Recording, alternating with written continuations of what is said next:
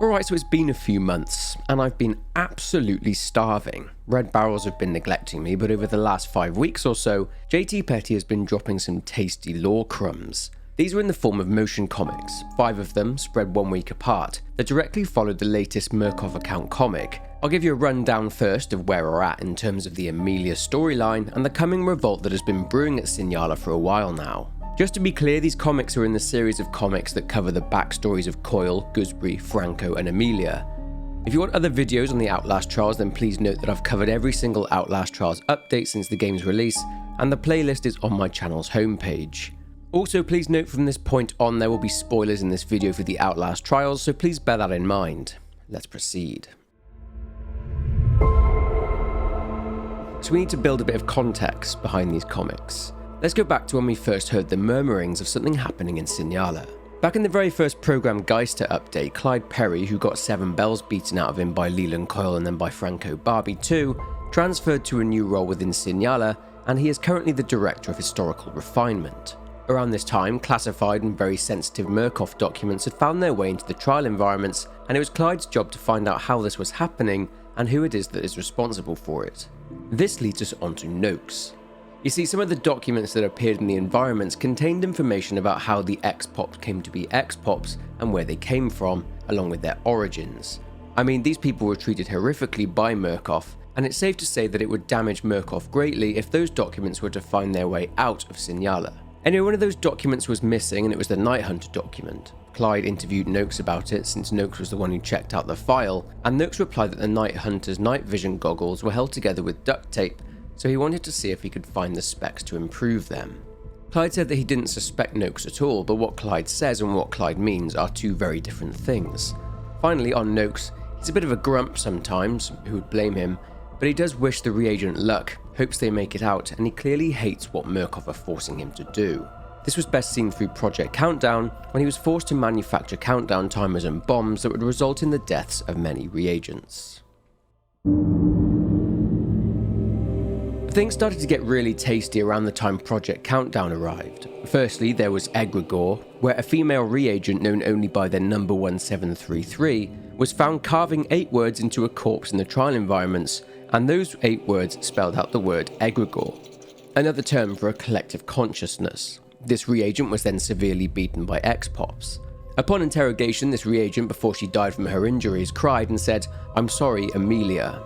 But this wasn't the first time Murkoff had heard of the name Amelia. 6 months prior to 1733's death, an observing scientist had a conversation with her, and she was talking about the words she would later carve into the body. Under threat of torture, 1733 revealed the name Amelia for the very first time. Things then heated up even more as Amelia went into one of the trials with 3 other reagents during Project Countdown and escaped. At first, Murkoff thought she had been blown up, but it soon became clear that they had an escapee on their hands, given that they had discovered an unconscious pusher without his gas mask in the dock's trial environment, and no additional corpses inside.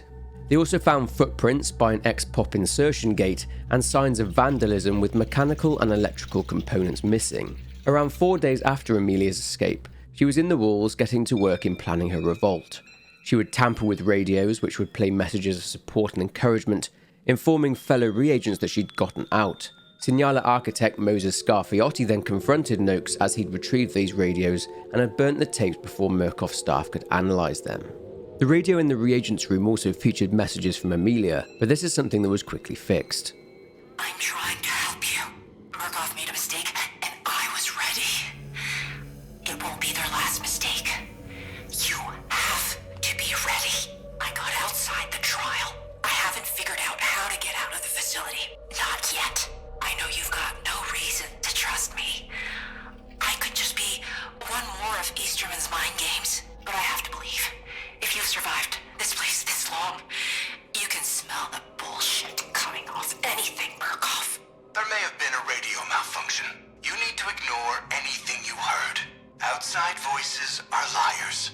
You have to trust the voice of your conscience, the voice of your faith. You have to trust my voice." Amelia would also start scrawling messages on the walls of the trial environments. Whatever she was doing, it was working, and Murkoff were flapping.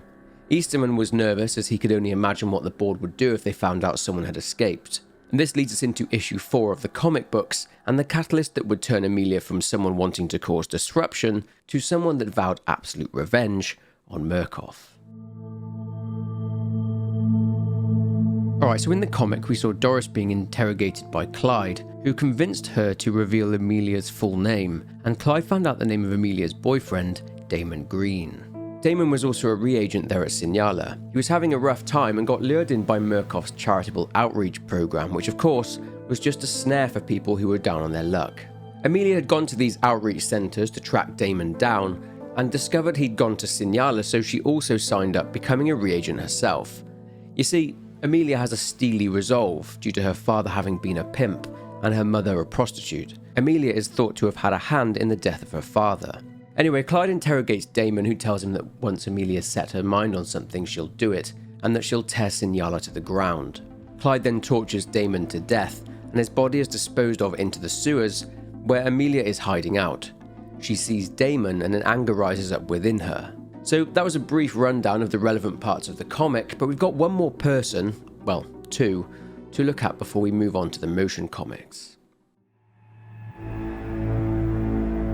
Alright, so Dorris Ritter, also known as the Shadowy Dame, and someone that provides amps to our reagents, was pretty mysterious, but in the Project Lupara update, we got more information on Dorris. More specifically, her romantic relationship with a fellow reagent by the name of Henrietta Grubbs. This friend I had, Henrietta, we were gonna get out of here together. But then something changed. Little by little, this person I'm risking my life for, someone's different.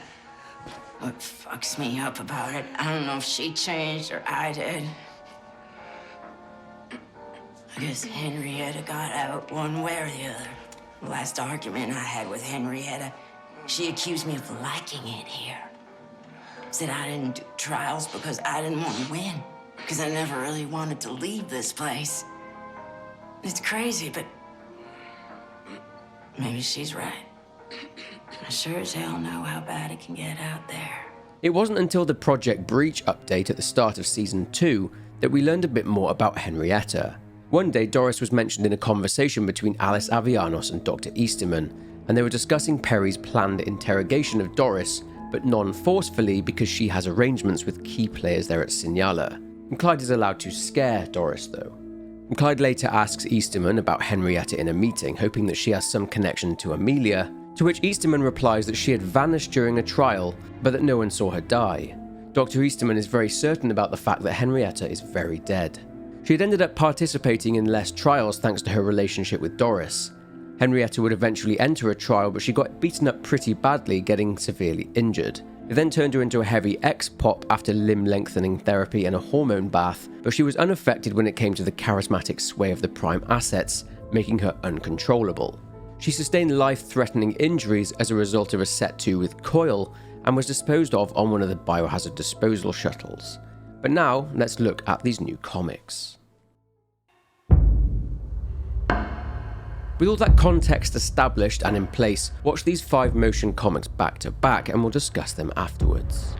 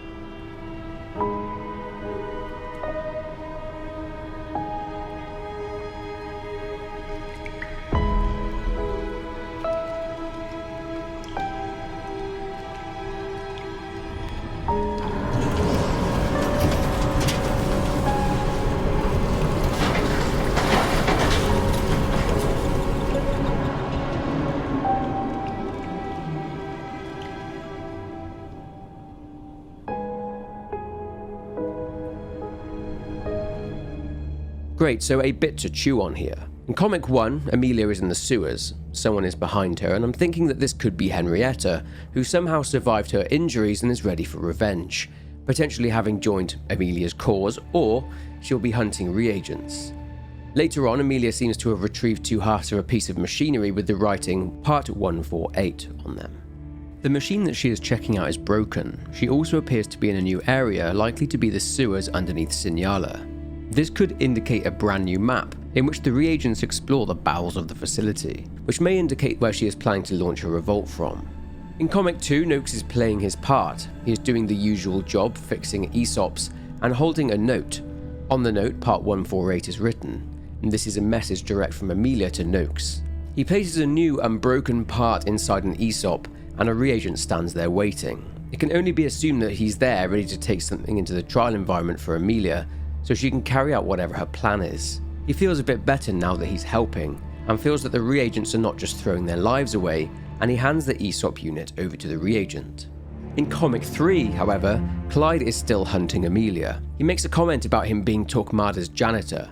For reference, Tomás de Torquemada was a Roman Catholic Dominican friar during the Spanish Inquisition. He approved some barbaric methods of torture and is thought to have facilitated around 2,000 burnings at the stake. He's comparing Murkoff to Torquemada and that he is cleaning up their mess, essentially. He says that torture victims scratch marks on the walls tallying their days. However, he spots a tally on the wall and realizes this is not a tally at all. It's a countdown. In Comic 4, Mother Gooseberry is undertaking her usual shenanigans, introducing Dr. Futterman to the poor reagents, stating that they have to save the children, and she sees Amelia. She has grabbed one of her children and is running with it under her arm. Gooseberry states something about the rules being broken, and she witnesses Amelia breaking the rules by using an insertion gate meant for X-Pops. Gooseberry considers that the rules may have changed. Now what this means for Gooseberry, well, I'm not sure, but I'm excited to find out. It could be that Amelia is trying to mess with the Prime assets to throw them off their game. Maybe. And finally, in Comic 5, we see Amelia placing the child she took into a contraption, and this inflicts heavy damage upon it. She clearly fixed the machinery with the part Noakes sent to her, and she is looking to see if escaping via this machine is a viable way out. Given the state of the doll, this is why she says that this is going to hurt. Between that and the Part 148 she retrieved, I can't wait to see what she's planning. The words "we're almost ready" then appear on the screen. And this gets me amped for both the Under Surveillance event that's coming up, as well as the Amelia event, where she will execute the plan. And that will make up Season 2 of the Outlast Trials, with Season 3 not too far away, going off of the new roadmap. But that's it for this one, just a short video on the latest lore drops from Red Barrels on the Outlast Trials. I hope you enjoyed this one, even if it was brief. Like I said, I've got loads of other videos on the updates for this game, so go and check those out. Leave a comment, a like, and subscribe if you aren't already, but for now, take care, and I'll see you in the next one.